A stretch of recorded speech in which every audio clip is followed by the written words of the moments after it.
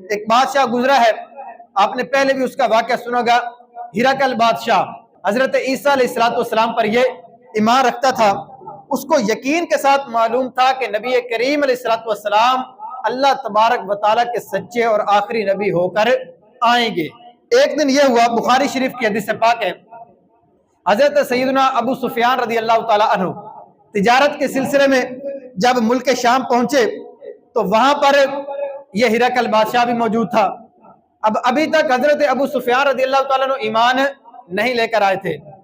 اس ہرقل بادشاہ نے جب سنا کہ یہ مکہ سے آئے ہیں، اس نے نبی کریم علیہ السلام کے بارے میں کچھ چیزیں پوچھی۔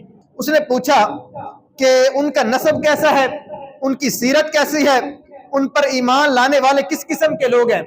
حضرت ابو سفیان رضی اللہ تعالیٰ عنہ آپ فرماتے ہیں کہ میں نے ساری چیزیں سچ سچ اس کے سامنے جو ہے وہ بیان کر دی۔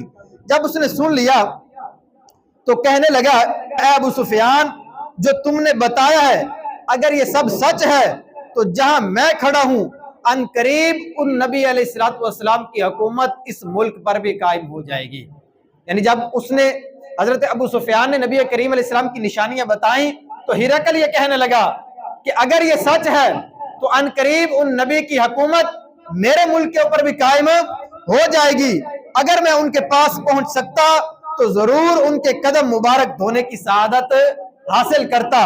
اب کہتے کیا ہے، جب ہرقل کے پاس نبی کریم علیہ السلام کا خط پہنچا، نبی کریم علیہ السلام نے اعلان نبوت کیا، بادشاہوں کی طرف نبی کریم علیہ السلام نے خطوط روانہ کیے کہ اسلام کو قبول کریں وگرنہ ذلت اور رسوائی کے لیے تیار ہو جائیں۔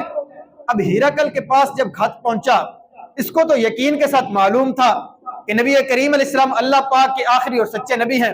اس نے اپنے سارے وزیر و مشیروں کو جمع کیا، کہنے لگا کہ اگر بھلائی اور ہدایت چاہتے ہو اور تم یہ چاہتے ہو کہ تمہاری حکومت باقی بچ جائے تو ان نبی علیہ السلام کا کلمہ پڑھ لو۔ یہ اس نے اپنے وزیر و مشیروں سے کہا۔ جب انہوں نے یہ بات سنی تو فوراً اٹھ کر باہر کی طرف دوڑ پڑے، کہتے ہم ان پر کیسا ایمان لا سکتے ہیں۔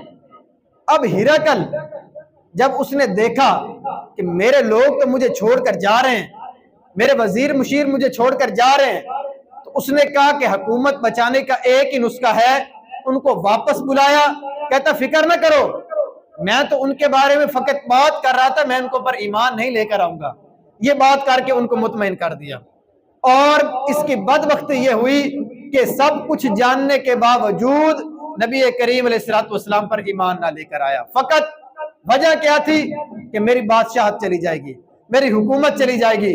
اس کا اثر یہ ہوا کہ تھوڑے ہی عرصے کے بعد اس کی حکومت بھی چلی گئی اور نبی علیہ السلام کا کلمہ نہ پڑھ کر جہنم کا حقدار بھی بن گیا۔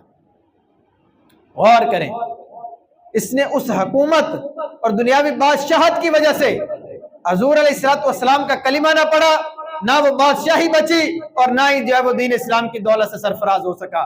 علماء بیان کرتے ہیں اگر یہ نبی علیہ السلام پر ایمان لے کر آ جاتا، اس کی حکومت بھی بچ جانی تھی اور اس کی دنیا اور آخرت سرخرو ہو جانی تھی، لیکن اس نے حکومت بچانے کی خاطر اسلام سے منہ موڑا، در مصطفیٰ سے منہ موڑا، فرمایا اس کی حکومت بھی چلی گئی اور دین اسلام کی دولت سے بھی محروم رہ گیا۔